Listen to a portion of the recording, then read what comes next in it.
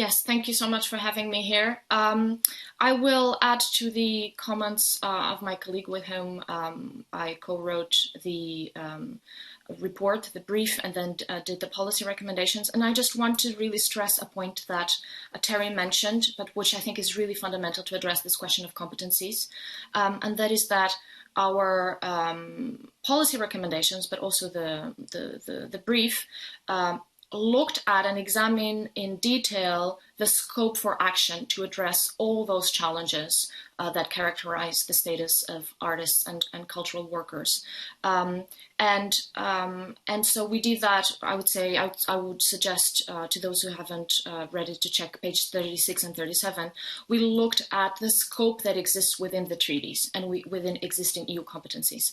And so the framework that we put together, of course, or that we suggest, is one that is multidimensional and holistic. That means that, yes, it would include and it would require some form of action that would be within cultural policy. And so some specific sector-specific policies that we suggested would be, for example, recognizing multiple forms of artistic and cultural work and its specificities, including forms of work that are not or barely monetized, providing consistent information on mobility for these artists and workers, etc. But then the report also identifies challenges which require action from within other policy fields, and so the policy recommendations and the framework would require action from other policy fields. And in fact, this is most of the framework. The framework, as we see it, is not one of cultural policy in the strict sense at all.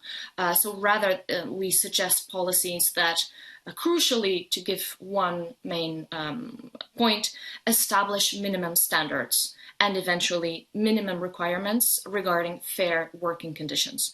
And this requires, of course, action in terms of social policy, social security, social protection, issues around competition, etc.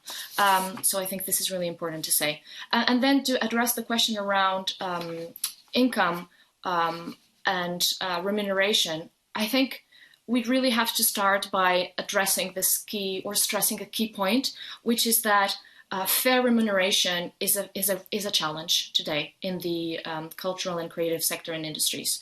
Fair remuneration, as we know, is key to ensure that these individuals, these professionals, these artists, these workers, they continue. It's first of all, it's fair, so it should be obvious. But then, if we want to maintain this ecosystem, which is so important after the pandemic, then we need to ensure that they stay.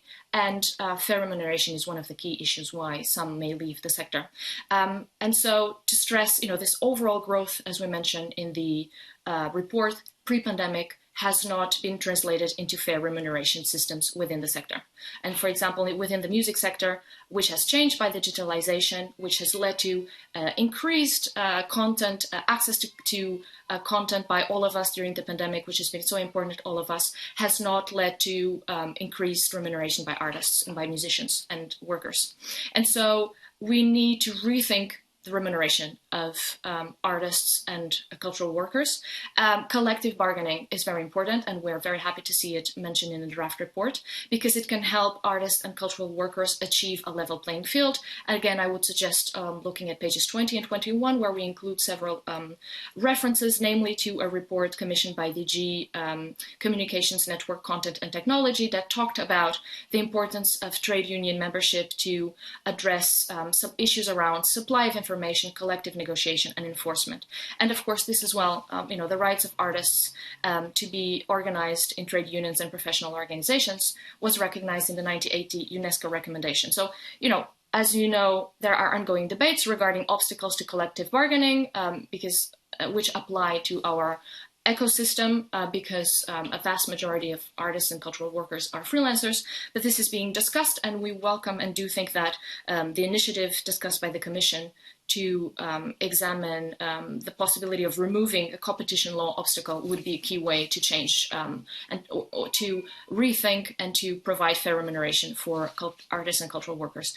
Regarding the specific question that was asked, we mentioned, I think perhaps it's important to again just stress the what we did. So we looked first at literature from different sources and identified challenges that characterize the status of artists and cultural workers, and then looked at the competencies of the union, as I said, within the cultural field, but then beyond. And in fact, as I said, the framework would have to focus on other areas, namely social action. And then we put together different policies which identify avenues for action. And so we try to be as extensive as possible.